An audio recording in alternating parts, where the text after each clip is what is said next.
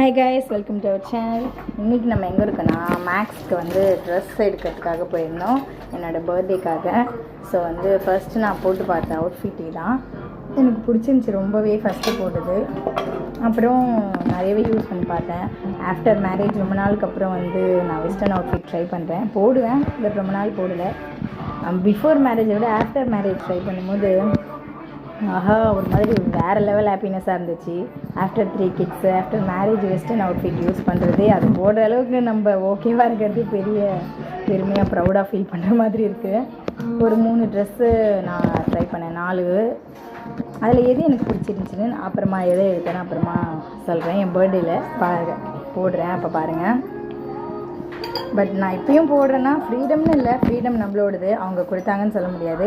But நம்ம ஃப்ரீடமை பிடுங்காமல் இருக்கிறதே பெரிய விஷயம் தான். Thank you my GK. அப்புறம் வந்து ரொம்ப ஹாப்பியாக இருந்துச்சு. ஓகே, நெக்ஸ்ட் வ்ளாகில் பார்க்கலாம். பாய்.